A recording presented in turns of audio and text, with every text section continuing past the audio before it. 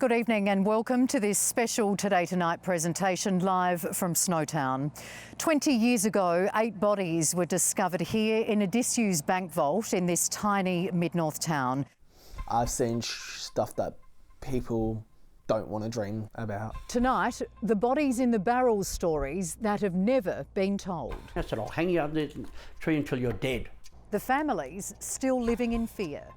They release him and he'll be after me. And for the first time, the serial killer's son. I'm still scared I'm going to turn out like him. And back inside the vault, the controversial plan for its future. One of the worst crimes in Australia's history. 11 murders. The dissected remains of 8 men and women. Bad people. 8 bodies in 6 barrels. Packed with human remains. In the old Snowtown bank vault. Police and SES workers began digging. 2 skeletons were discovered in the backyard. Shocked by the gruesome discoveries. Snowtown has changed headlines around the world. 5-year investigation. Worst serial killing, dreadful crimes. The Snowtown murders. That's how we're going to be remembered.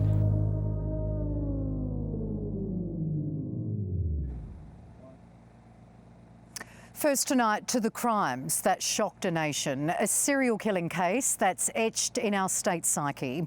The arrests of John Bunting, Robert Wagner, James Vlasakis and Mark Hayden made international headlines and put Snowtown on the map for all the wrong reasons. Jessica Adamson looks back at how the case unfolded. Major crime investigators have been working on this case for months. Early last night, they made their move. It became very apparent to those police officers that it was highly likely that there were bodies in that room. It's the crime that shook the country and changed the identity of a small South Australian town forever. Absolutely sick. I mean, we're just a quiet little country town. 20 years ago, police made a truly hideous discovery. 8 dissected bodies stuffed into 6 plastic barrels hidden inside a disused bank vault in the state's mid-north. Another 4 victims were later linked to the case. Their deaths were soon dubbed the Snowtown murders. I think undoubtedly it is the worst serial murder case that Australia has ever seen. John Justin Bunting, Robert Joe Wagner and James Spiridon Vlasakis murdered 11 people between them. Mark Ray Hayden helped cover up their crimes. The stench down there was phenomenal. We just thought it's just the way they lived, you know. And then we found out the real stench was actually bodies. Salisbury North man Jack Jordan lived just metres from where 2 bodies were found buried in the backyard of Bunting's former home. He says he saw the men often and noticed something wasn't quite right about them, and even claims Hayden once tried to grab his young daughter. I said, if you ever touch any kid around here, I said, I'll hang you up the tree until you're dead. Yeah, that would be the worst neighbour I've ever had. The victims were the men's own family members and friends, and many were horrifically tortured before they were killed. Prosecutors allege there was a 12th murder victim, but a jury couldn't reach a verdict on her death. I'm not surprised that people still do talk about them. Retired Detective Chief Superintendent Paul Schramm led the investigation. This case is undoubtedly one of the most complex of its kind ever undertaken in Australia.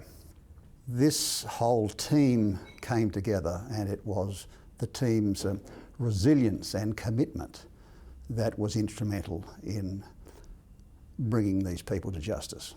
Emotions ran high as relatives of the victims left court. No comment. The Snowtown case was just on another level completely. The trial took 11 months, cost the state millions of dollars. Former 7 News court reporter Graham Hunter covered the proceedings. The motive was just the vile vigilantism. It was homophobia. It was greed. It was this sense of self-righteousness that they could just go in and kill these people because they didn't like them. And it was just so feral and so evil and so vile. Bunting and Wagner were both sentenced to life without parole. Vlasakis confessed to 4 of the killings and was jailed for a minimum of 26 years. Hayden was given 25. They recently hit the headlines once again when Robert Wagner made an application to have a non-parole period set. saying he'd like a chance to spend time in the community with his 21-year-old son. My personal opinion is he should not be back on the streets. I mean, those crimes were just beyond the pale. We're talking torture, we're talking cannibalism, we're talking the most depraved physical acts one can commit upon another person. No, people that do that should not be allowed out. One of the silent victims of these horrendous crimes is a young 21-year-old man who has grown up known as a serial killer's son. Tonight, Robert Wagner's only biological child breaks his silence. In his first ever sit-down interview, he reveals the unbreakable bond he shares with his father, his fears for the future, and whether he thinks his evil dad should ever see the light of day. We know it's been a tough road for you, so thank you very much for talking with us. You're welcome. How would you describe your life as the son of Robert Wagner, one of Australia's worst serial killers? Broken and destroyed, because it's affected me more than anyone else has known, knowing that my father did what he did. It destroyed me knowing the person that I loved and cared about was capable of killing. You were just a baby when the Snowtown murders were unearthed. How old were you when you found out that Robert Wagner was your dad? I was 4. Who told you? My nana and my mother. And did you understand at that age? No, I didn't. At what age did you start understanding who he was and what he'd done? As soon as I got a little bit older, say around 10, maybe 12, I wasn't happy with him because I used to blame myself that it was my fault he went to jail. What's your earliest memory of your dad? My first memory would have been when I was 3, running around the prison. In my eyes, when I was a 3-year-old, I thought he was my hero. But of course, as you got older, you spent more time with him. And when you found out what he'd done, did you want to visit him? No, I started pushing my father away. I disagree with what he did. I felt sorry for the family, the families that he affected. What changed? What made you want to reconnect? I'll say around when I was 13, 14, started talking to him again because I was forced into it by my auntie because she was his sister, so she was forcing me when she was going in. She took me with her saying, you need to go see Dad, you need to reconnect, you need to spend time with your father. I turned around and said to her, I don't want to, I don't like him, I don't trust him. But you eventually did reconnect? Yeah. And what's your relationship like now? We're on a great relationship. What type of conversations do you have with him?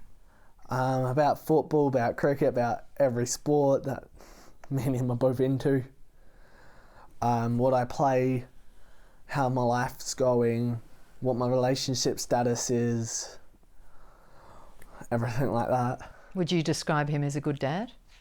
Yes, I actually would describe him as a good dad. I won't describe him as a great dad, but a good dad is. Does he ever talk about the crimes he committed? No, he won't tell me anything about them.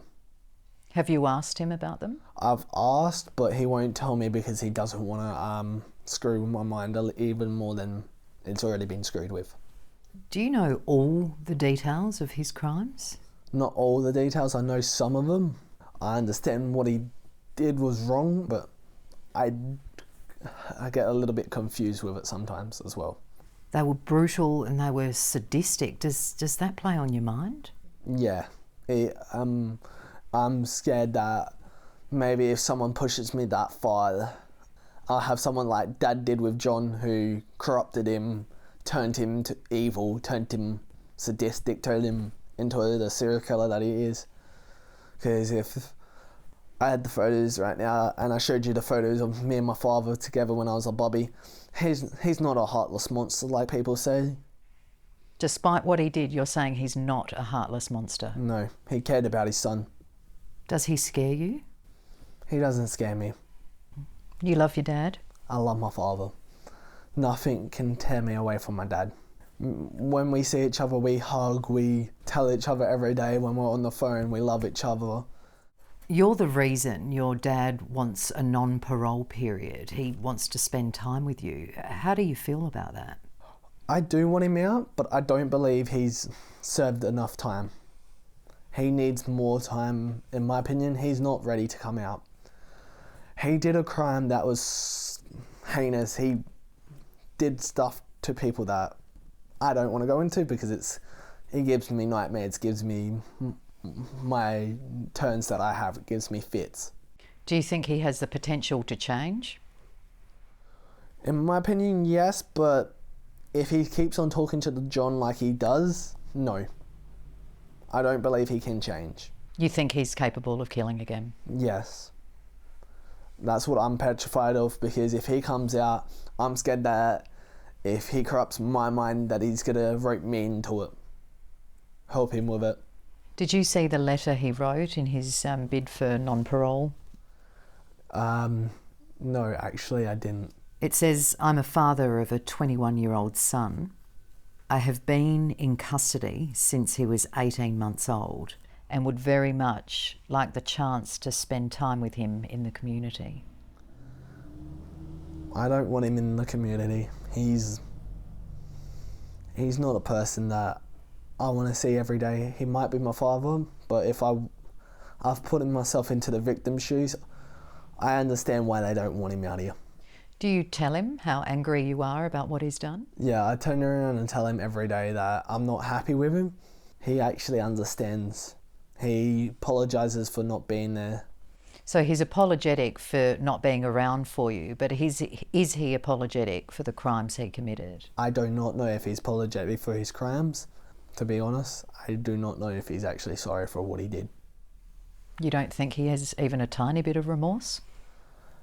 No, if he didn't show remorse now, I don't know if he ever will show remorse again. And after the break, growing up with a serial killer, what he witnessed, what he knew. You witnessed a murder? Yeah.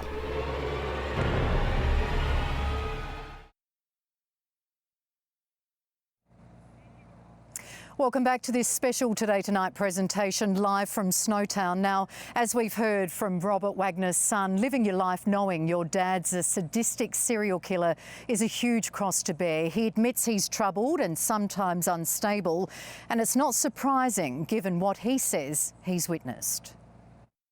Have you ever witnessed your dad's violent side? Yes.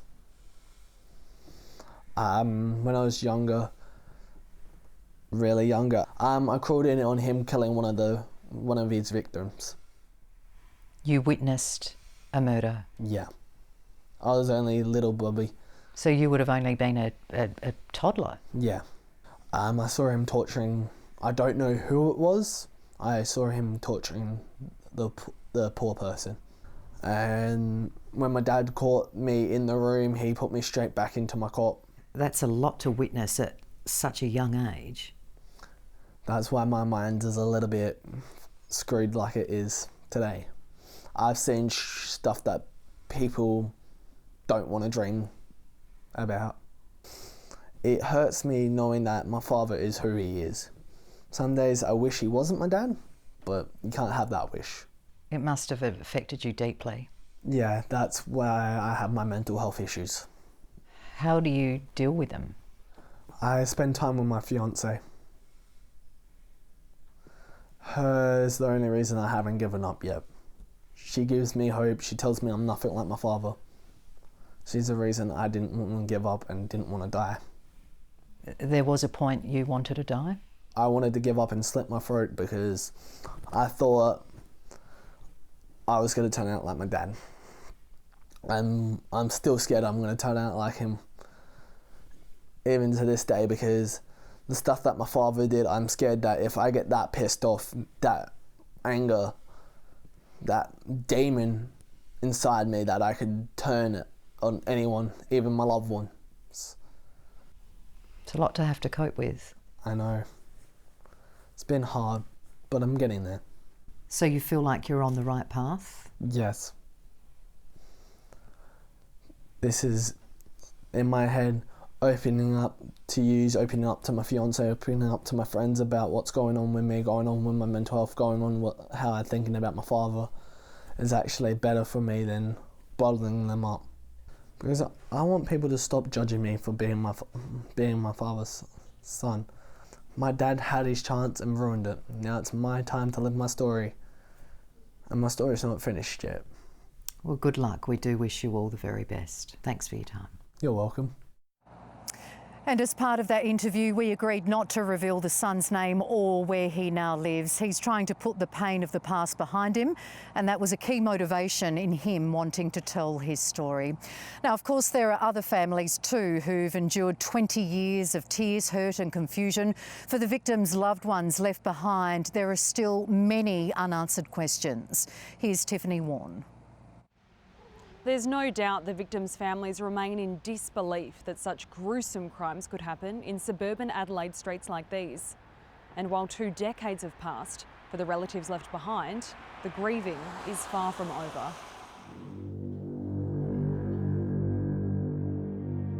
She knew too much. For the families of the people who were killed, that date is etched in their mind. It's a date that they're never going to forget. 20 years later, and still mourning. They are victims of crime, the family members whose loved ones were brutally taken. One held him down, right, and one did the other dirty work to him. We couldn't believe that because, I mean, she was in 11 bags. For Suzanne Allen's sisters, they live each day without closure. The jury told Justice Martin that despite long debate, it couldn't reach a verdict on the death of Suzanne Allen. Her body was one of 2 found buried in the backyard of a Salisbury North house just days after the discovery of the infamous barrels in the Snowtown bank. I'd like to face him face to face and ask him whether he murdered her or not. John Bunting and Robert Wagner were charged with Miss Allen's murder, but never convicted. We were just devastated because we knew that something serious was wrong, but we couldn't seem to get any answers. And we still haven't got any answers. From what they'd heard, Bunting had their sister under his spell. Apparently he was a happy-go-lucky sort of a fellow too, but she just told us she was going to get married to him and all the rest of it. And she was madly in love with him. But a week before she disappeared, like many of the other victims, Suzanne left a chilling message for Joan. She was crying and she said, "I'm shifting and you won't know where I am until I get settled, I'll let you know." And she was crying her eyes out then. While the men claim she died of natural causes. Well, why would they chop her up? And they still can't accept that Suzanne will never come home. Always looking out for her and see if she's going to come around the corner one day. But, no. Personally, I reckon he should rot and die in there. Another victim, Barry Lane, was Robert Wagner's former partner. Rob obviously was his shadow all the time. He'd done the murders of my brother. Barry's nephew remembers spending time with the couple when he was just a child. They were like 2 peas in a pot. His present is haunted by his past, knowing he grew up around one of Australia's worst serial killers. It makes me really feel sick in the stomach, not knowing that someone wasn't a serial killer, but now is, would turn into pretty much an animal. But it was Wagner's recent plea to be considered for parole that's disturbed the family. You do the crime, you do the time, and for him to say he wants to come out to spend time with his son, well, he should have thought about that before he started hurting people. With fears they will become the next victims. If they release him at all, he'll be after me, and I don't want that. Each time there is an anniversary or an important event in the life of their loved one, they have to relive the fact that there is an empty chair at their table. Some of the families want the public to stop making crude assumptions about their relatives. The people who were killed were loved. They were sentenced to death, and the families now live with a life sentence. Next, opening the vault and the controversial plan for Snowtown's future. Well, every day there's tourists taking photos out the front.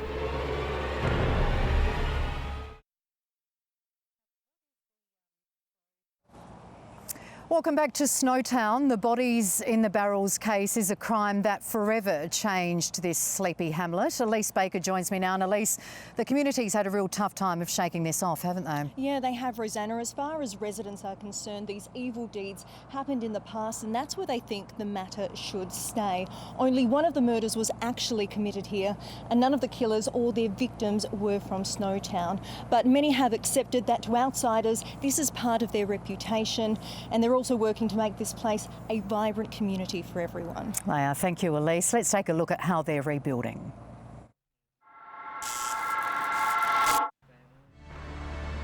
A lot of people do come through here and think this place is evil, just pure evil. It's famous for all the wrong reasons. It's the backdrop for one of the country's most hideous crimes. Inside this very building is where 8 dismembered bodies were discovered inside 6 acid-filled barrels. Police entered the old State Bank building in Snowtown's main street. Inside the vault, they found 6 plastic containers packed with human remains. They put a big cloud over Snowtown. There's some people that just say, you know, they just bulldoze, they should bulldoze the place. Rob van der Veen and Chris Black bought the infamous Snowtown Bank 7 years ago. Oh yeah, we copped a bit of flack. Yeah, friends and that, you know, what the hell are you doing? And little has changed inside the disused building over the past 20 years. There's even fingerprint powder still on the edge of the vault door, left behind by forensic investigators 2 decades ago. What also hasn't changed over the years is the morbid curiosity of passers-by. Well, every day there's tourists taking photos out the front. We couldn't believe when we first got here, we're thinking, oh, this will die off, but no, it hasn't died. And because of that interest, Rob and Chris plan on opening the bank to the public soon. It just can't sit here. There's too many people who are interested in the place. It needs to be opened up. Part of history, it's not a great history, but you know. No, you can't change history. It brings people into the town, otherwise they just go past on the highway, you know, and the other businesses in the town benefit. And while majority of the crimes did not happen here, being the dumping ground for evil deeds has left a scar on this small country town. We feel like we're victims of it. It's not something we were responsible for, and it's just something that we really want to move on from, but it doesn't seem to be possible. We're sort of known worldwide. When the bodies were discovered here in 1999, Snowtown locals were afraid of the notoriety that would come with it. We're really kind people, we're not really bad people. It does make the town feel uncomfortable to think that that's how we're going to be remembered. And while it seems everyone outside of Snowtown still does associate this place with murder, those who live here now are determined not to be defined by the bodies in the barrels. It's a fantastic place to live. Like, I've moved away and come back, and I've decided to bring my family with me, and I'm not the only person who's done that. The community is made up of good people who look out for each other.